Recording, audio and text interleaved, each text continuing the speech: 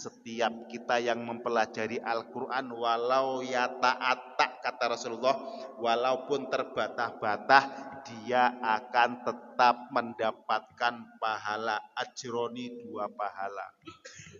Ya, makanya walaupun bacaannya masih gelepotan, tetap senantiasa kita membaca Al-Quran, jangan bosan-bosan. 4 hal ini, ikhlas atau tidak, benar atau salah, tetap diterima oleh Allah Subhanahu wa ta'ala karena hadisnya sahih.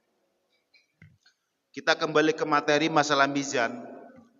Kalau kita nanti ditimbang, jeleknya lebih berat masuk neraka jahanam, kemudian bagaimana solusinya? Rasulullah Shallallahu Alaihi Wasallam memberi solusi di dalam hadis sahihnya yang diriwayatkan oleh Amr bin As, Abdullah bin Amr bin As qala Rasulullah Shallallahu Alaihi Wasallam, yu'ta bi rajulin yaumal qiyamati, nanti pada hari kiamat akan didatangkan oleh Allah seorang laki-laki, fayukhraju lahu tis'atun wa tis'una sijlan, kullu sijlin minha maddul basar fiya khotoyahu wa dhunubahu. Nanti pada hari kiamat akan diberikan contoh oleh Allah, seorang laki-laki didatangkan, dan laki-laki tersebut dengan malaikat dibawakan 99 catatan. Setiap satu catatan maddul basar, sejauh mata memandang, isinya dosa semua, enggak ada baiknya. Ada seorang laki-laki dosanya sudah terlalu banyak, ya.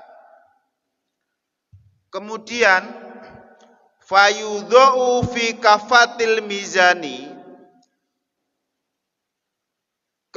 ketika dosa-dosanya ditaruh di timbangan, tsumma yukhraju qirtasun mislu anamilatin fiha syahadatun la ilaha illallah wa anna Muhammadar Rasulullah sallallahu alaihi wasallam wa huwa abduhu wa rasuluh al-khalis, dzalika idza kana fi sholatil jamaati.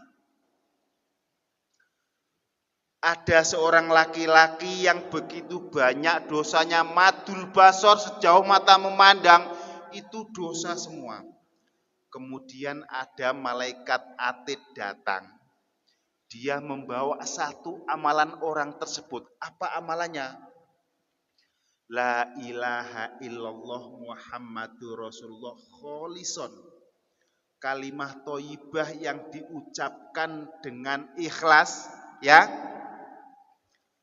Wadzalika fi sholatil jamaati, dan kata-kata kalimat thayyibah tersebut di dalam sholat jamaah. Fayudhu fi kafatil mizan ukhra fayarja'ul qirtasun huwa athqalun min khotoya kullu.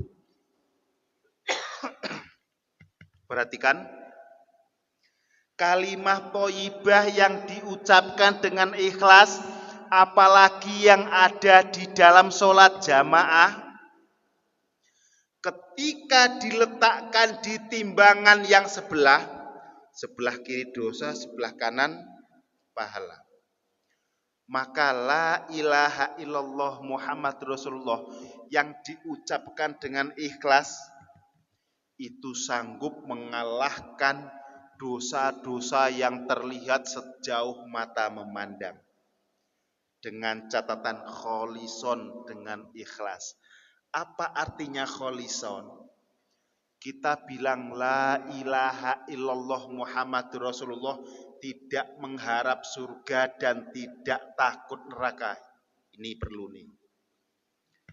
Karena ikhlas yang murni itu kita ibadah kepada Allah pure, hanya mengharap ridhonya, pure, hanya menjalankan perintahnya. Kalau kita sholat ini masih mengharap surga dan takut neraka, itu belum masuk kategori ikhlas yang murni. Memang enggak dilarang untuk latihan. Kata Rasulullah, kalau kita sudah istiqomah ibadah dengan baik, nanti Allah yang akan memberikan taufik dalam hati kita sehingga ibadah kita ikhlas kepada Allah Subhanahu wa taala. Kalau kita ibadah pengen dikasih upah seperti ibadahnya anak kecil. Bapak nyuruh anak kecil tuh suruh beli Indomie di warung. Pasti dia minta, "Pak, ada sisanya enggak?" Kalau ada sisanya, aku mau. Kalau enggak ada, ya enggak mau. Masa kita ibadahmu seperti anak kecil? Itu makanya kita riyadhah, kita berlatih agar kita ibadah itu bisa mencapai ikhlas yang level teratas. Yaitu ibadah mengabdi hanya semata-mata menjalankan perintah Allah Subhanahu wa taala dan mengharapkan ridha Allah Subhanahu wa taala.